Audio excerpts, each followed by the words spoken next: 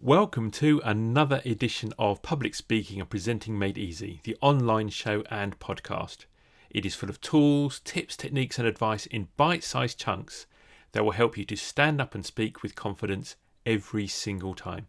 Now, I've spent 2 years asking hundreds of people what they found difficult about public speaking and presenting, and this podcast is all about what they told me. And I will show you how to overcome all of those difficulties. So if you have a fear or anxiety about public speaking, or if you struggle to structure and write your talk, if you want to influence your audience to take action or decide to buy, then this podcast is for you, my friend. Always friendly, always to the point, with no waffle or padding. This is Public Speaking and Presenting Made Easy. This week, it's change your perspective and take control. Now, I'm not actually supposed to be here this week. I should be in Chicago at the Global Leadership Summit, #GLS20. But my plans have changed. Have your plans changed in the last few months? I'm sure they have. Now, we wanted things to go a certain way in 2020, didn't we? There were things we wanted to do. There were things we wanted to achieve. Oh, the places we would go and the things that we would see. But instead, we've been living through a very different season as we enter, month 5, is it, of COVID here in the UK. So even though no one could travel to South Barrington in Chicago for the GLS, I, like thousands of others, have joined them for a virtual summit. We've been watching the video on live stream. And what was interesting is that one of the speakers there really forced me to change my perspective. Now, I'd only seen this man talk in sound bites, chosen by media people with their own agenda who wanted to make him look a certain way. But the man who spoke for probably 30 minutes, he was sharp, he was witty, he was insightful, he was a man of deep faith. A man who started every day of his presidency reading the Bible. I found out that I had to change my perspective of George W. Bush Jr. He wasn't the person I thought he would be. So this week I want to talk about changing your perspective and how changing your perspective will give you the power to take control of your situation, take control of your career, take control of your business and take control of your future. Let me give you another example. Now, if this story was on BuzzFeed, the clickbait headline would be something like, "I watched in astonishment as the smoke rose from my fingers, and then the pain hit." Well, up until the instant of the burning finger, it had been a very uneventful dog walk. But as I was returning home, I was within sight of my house. I had to cross a narrow bridge over the River Avon. Now, my dogs were on their leads, partly because one of them is actually scared of other dogs, right? So I was walking Jazz the Cockapoo and Grace the Spaniel. And as we crossed this narrow bridge, there were 2 other dogs coming towards us. And these other dogs, they were not on leads. In fact, they were not even with a human. And they started barking, which set my 2 dogs off barking as well. Jazz, because he was being scared. And he was trying to warn those other dogs away. He didn't want them to come near him. And Grace joined in. Well, why miss out on the chance to have a good bark? So as these other 2 dogs started to come towards me, now Grace and Jazz were getting more excitable and they were pulling on their leads and they're trying to get to these other dogs and barking and barking. And suddenly the brake on Grace's extender lead released and she darted forward. It's one of those kind of leads on a spool, and it kind of extends out and comes back in again on a spring, bit like a measuring tape. So I was desperate to stop these two dogs from meeting. So I reached out with my free hand. So I was holding these two dog leads in one hand. I reached out with my free hand to grab the cord of the lead as it was unwinding from the handset. And as I grabbed the cord and I held tightly to stop Grace's forward movement, the cord was speeding through my clenched fist. And I watched in astonishment as the smoke rose from my finger, friction burn from this speeding dog lead cord. But then I managed to stop it. I gripped hard, managed to stop it. I recovered Grace. I got the dogs back under control, just as the other dog owner wandered onto the bridge. "Oh, don't worry," said the woman, oblivious to the smell of my charred flesh. "They only want to play." "Yeah, well, mine don't," I retorted. Well, the woman gathered up her dogs and she ambled away. And I made my dash for home. And as I reached the front door of my house, I looked down at this deep gash that had been burnt into my finger by the speeding cord, and then the pain really hit. So as I was bandaging my finger in the kitchen, I thought about how I could have handled that situation better. Maybe if I'd taken a lead in each hand, then I'd been able to re-engage the brake with the thumb, because the switch is on the top of the lead. Perhaps I could have backed off the bridge when I saw the other dogs approaching, and the situation wouldn't have escalated into this barking match. In fact, there were several things that I could have done that were completely within my control that would have avoided the case of the burning finger. Now, what's the point in having a wound if you don't show it to people? So I took great pleasure in telling this story to anyone who would listen over the next few days, and I showed off my wound with pride. Now, everyone I told the story to, they criticised this other woman, saying she should have kept her dogs under control. In the court of public opinion, in the case of the burning finger, it was all definitely her fault. It's very tempting to blame other people when something goes wrong, isn't it? She should not have let her dogs run free. She should train her dogs to return to her when she calls them, and so on and so on and so on. But when we take responsibility, when I take responsibility for my own decisions and actions, when you take responsibility for your decisions and your actions, what happens? We put ourselves into a place of control. And when we're in control, then we are better able to succeed. So let's just take my encounter on the bridge for an example. If I focus on what that other woman did wrong, several things will happen. I will mentally list all the things that she did wrong. I might get sort of cross and agitated with her. It was my finger that got burnt because of her. Then I'm just going to become frustrated because actually there's nothing I can do now about this situation. It's in the past. There is nothing I can do about the way that this lady walks her dogs in the future. She might continue to let them run free. But if instead I focus on my behaviour, everything changes. You see, I cannot change what this other person does, but I can change what I do. I can decide to hold my dog leads differently, so I've got better control. I can learn from that situation. I can decide to walk off the bridge when I encounter free roaming dogs in the future. I can take action, meaning getting my fingers burnt is much less likely in a similar situation in the future. Now you might be thinking, well, that's not fair. Why should I have to change when it's the other person that was in the wrong? Well, I think you've got to ask yourself, what is it that you want? Do you want to stop getting your fingers burnt, right? Or do you want to be in the right? If I can make a simple change and come out on top next time, why would I not do that? If things go wrong all the time, in life, in business, when walking dogs, success comes to those people who choose to learn and adapt. Now, Stephen Covey, the man who wrote The 7 Habits of Highly Effective People, he said, the way that we see the problem is the problem. Let me say that again. The way that we see the problem is the problem. And when you change your perspective, then you can start to take control. And one of the most common challenges, one of the most common fears that people have in relation to public speaking and presenting is this.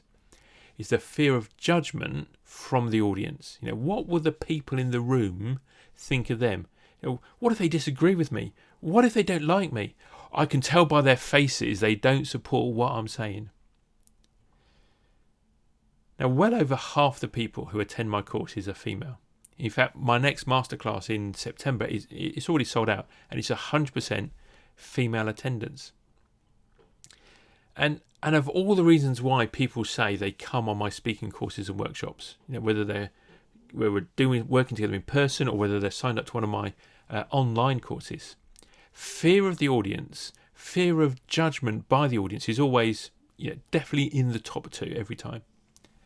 And if I think back over my own career when I was working in corporate land, if I think about the times when I've struggled with imposter syndrome, or when the trust relationship with my boss has broken down to the point that I just don't think it can be fixed, and I'm just never going to advance if I stay in this team.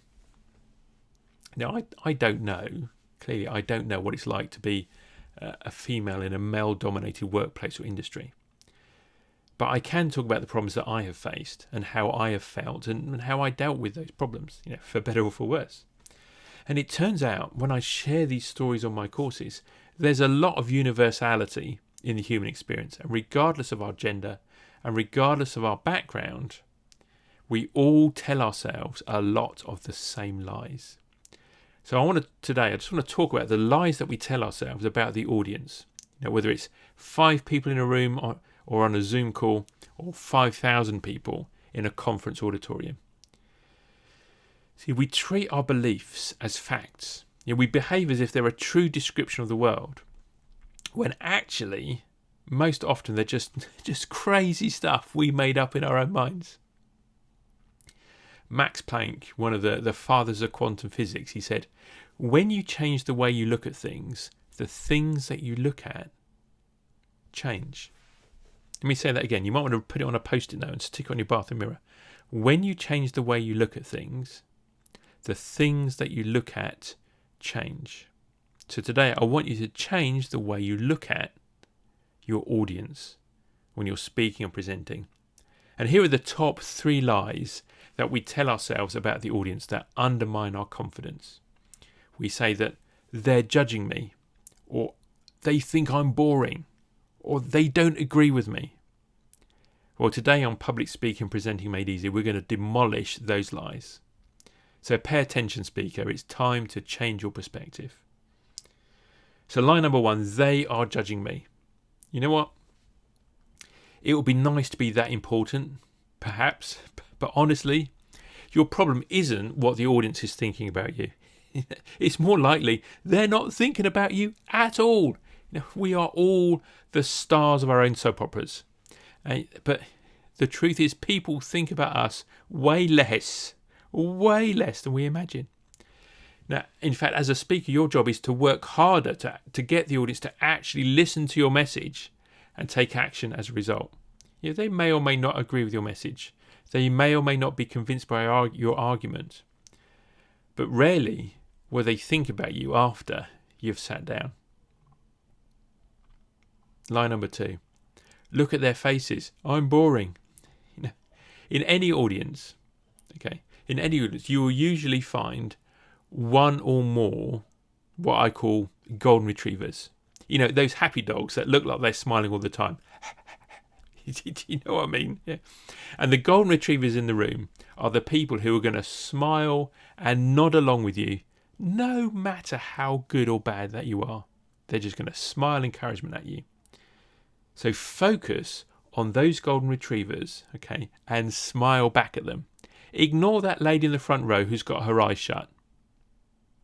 It's not about you, She's got a young baby at home, she's sleep deprived, and she's just sat down in a warm, dark room. Yeah.